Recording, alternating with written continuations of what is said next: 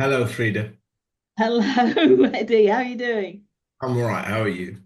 I'm good, thank you. It looks very, very dark there, apart from the light. That made Oh, me yeah, want to go sorry, in for a man. harm, actually, but you've Yeah, probably heard that maybe. so many times you don't want to hear it again.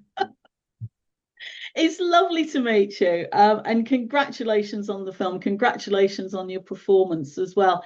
It does feel at the moment like it's kind of Eddie Marsan month because you're on TV with King and Conqueror, giving your mum a nasty headache in as Edward the Confessor, and and then of course you've got this film as well, which shows what an amazing range you have as an actor, and that made me wonder what you look for in a part, what makes it sort of leap off the page at you, and what it was about this part that really grabbed you.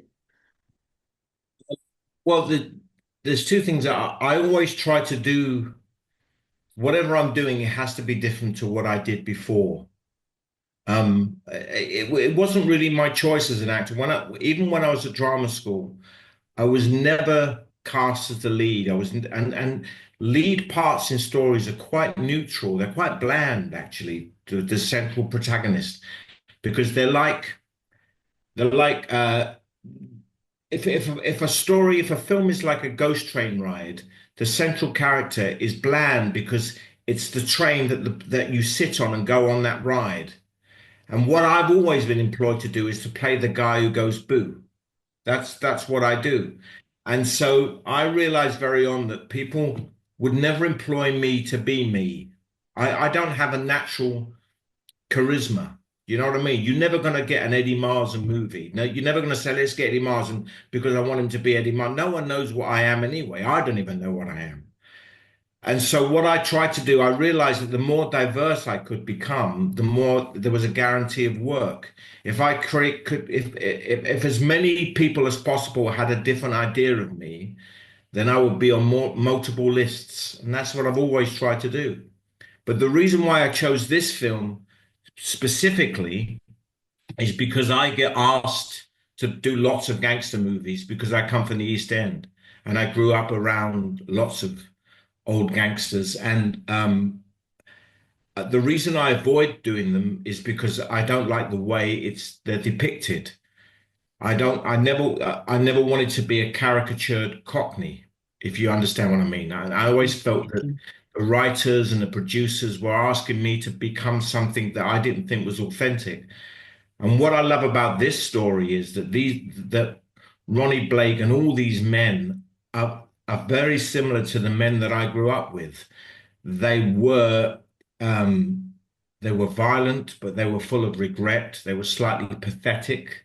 They were confused, traumatized by what they'd done with their lives, and they were tragic figures. And I wanted to play a gangster as a tragic figure. I didn't want to play a gangster as somebody to be admired.